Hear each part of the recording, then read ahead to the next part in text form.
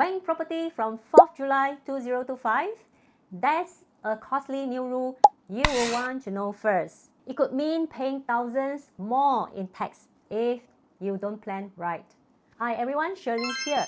Welcome back to the channel where I share property insights for Singapore homeowners. Today I am breaking down Singapore's new seller stamp duty SST changes that start from 4th July 2025. Who needs to watch out and how to plan smart to save thousands. If you are a homeowner or investor in Singapore, make sure you hit subscribe.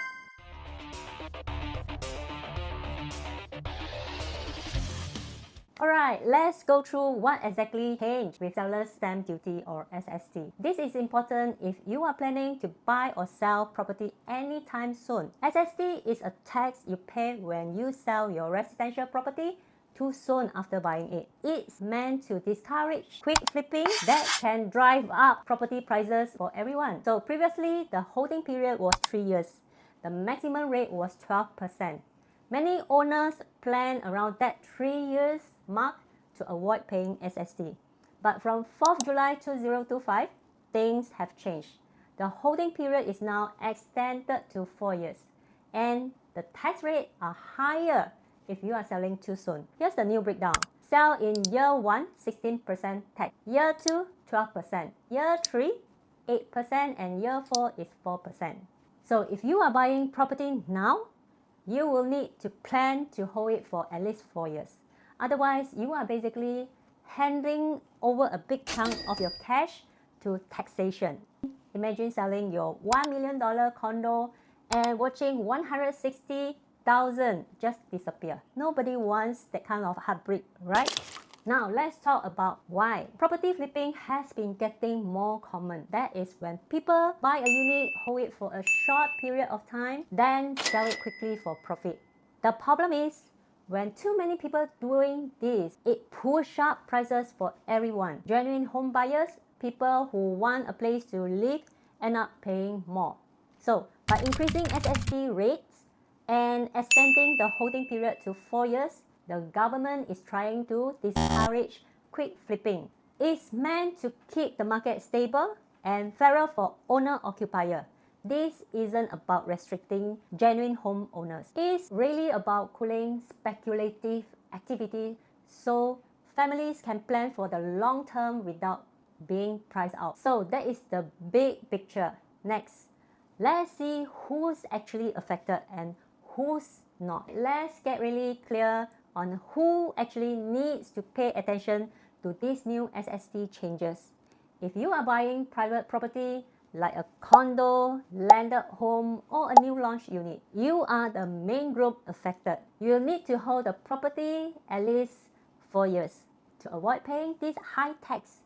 This is especially important for investors or anyone thinking about selling quickly to lock in profits. The cost of selling too soon has gone up significantly. Now, if you are an HDB owner, you are probably wondering if this affects you. The short answer is it doesn't directly, because HDB flat already have a minimum occupation period or MOP. For most, that's 5 years.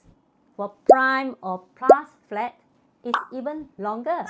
So you are already locked in longer than this 4 years SST period. But here's where it matters for HDB upgrader. If you are planning to sell your HDB and buy a condo, you need to plan carefully because that new condo will have the 4 years SST rule. Alright, next, let's look at some real examples and scenarios to see how this might affect you. Let's make this real with some simple scenarios so you can see exactly how the new SST rules might affect you. Imagine you buy a condo for $1.5 million and you need to sell in the second year. With the new SST rate of 12%, you are paying $180,000 in tax alone. That's not small amount. It's enough to really hurt your profit or even wipe it out completely. Now, let's say you hold for 4 years instead. The SST dropped to 4%. On that same 1.5 million sales, you pay $60,000 instead. Holding longer gives you much more flexibility. You keep more of your money and you are not forced into a rush decision. If you are upgrading from an HDB to a condo, think about your timeline carefully. Make sure you can commit to hold that new condo for at least 4 years without financial stress. Alright, now that you have seen how it plays out, let's talk about the pros and cons of this new policy. Alright, let's look at the pros and cons of this new SST policy, because it's not all bad or all good. It helps reduce speculation.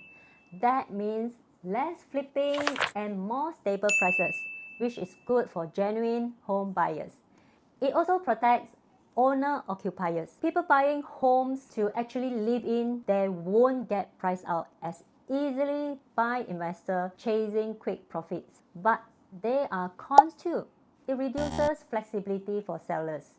If your situation changes and you need to sell early, you face a big tax bill. It might also slow down the market a bit in a short term.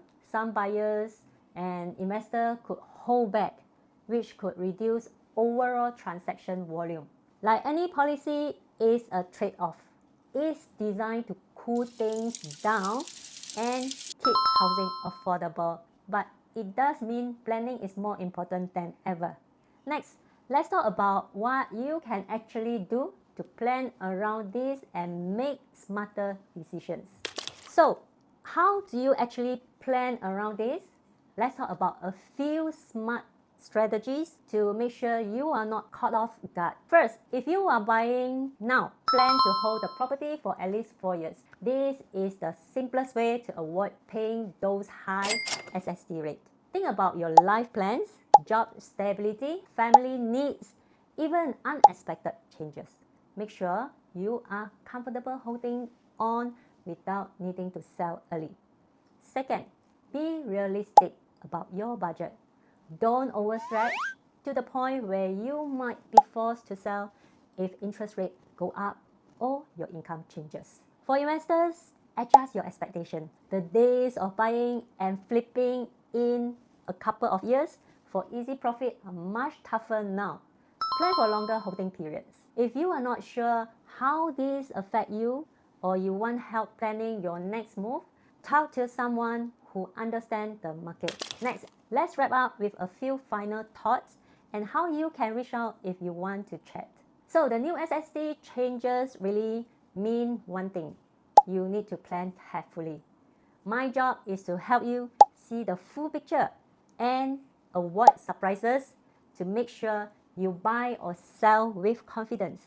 If you are thinking about buying, selling, or upgrading, you just want to understand what this means for you.